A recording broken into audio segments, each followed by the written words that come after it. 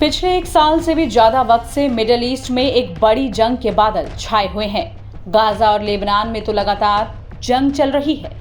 वहीं ईरान और इजराइल दो बार एक दूसरे के ऊपर एयर स्ट्राइक कर चुके हैं।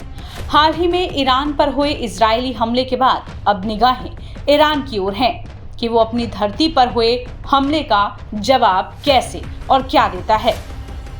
वहीं ईरान की मदद के लिए हमेशा तैयार रहने वाले रूस ने ईरान के दो सैटेलाइट लॉन्च किए हैं। ये एक ऐसा प्रक्षेपण है जो मॉस्को और तेहरान के बीच बढ़ते सहयोग को दर्शाता है। रूस के सोयूज़ रॉकेट ने निर्धारित कार्यक्रम के अनुसार सुदूर पूर्वी रूस में वोस्तोचन लॉन्च पैड से उड़ान भरी और प्रक्षेपण के 9 मिनट बाद अपने पेलोड को एक निर्देशित कक्षा में स्थापित कर दिया। ये लॉन्चिंग ऐसे समय में हुई जब दोनों देश यूक्रेन और इजराइल के साथ तनाव का सामना कर रहे हैं।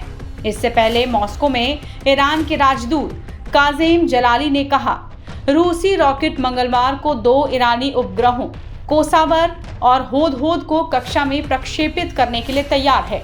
दोनों ईरानी उपग्रहों को ईरान की निजी कंपनी ओमिद फजा ने डिजाइन किया है।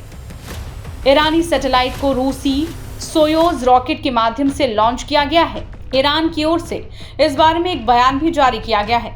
इसमें कहा गया है कि इमेजिंग और संचार उपग्रहों को ईरान की ओमिद फजा कंपनी द्वारा डिजाइन और निर्मित किया गया है। इसे कृषि, पर्यावरण, निगरानी और दूर दराज के क्षेत्रों में संचार के लिए बनाया गया है। ईरानी राजदूत जलाली ने कहा कि रूस ने पहले भी कुछ ईरानी उपग्रहों को लॉन्च किया है, लेकिन ये निजी क्षेत्र की पहल का पहला उदाहरण है। उम्मीद है कि इन 2 उपग्रहों के प्रक्षेपण के साथ ईरान के निजी क्षेत्र के अंतरिक्ष क्षेत्र में प्रवेश की दिशा में एक दृढ़ और निर्णायक पहला कदम होगा। वहीं पश्चिमी देशों ने अंतरिक्ष कार्यक्रम पर चिंता व्यक्त की है। पश्चिमी देशों का कहना है कि उन्हें डर है कि ईरान इस तकनीक का इस्तेमाल परमाणु बैलिस्टिक मिसाइलों को लॉन्च करने के लिए भी कर सकता है। हालांकि ईरान का कहना है कि उसका अंतरिक्ष कार्यक्रम शांतिपूर्ण है।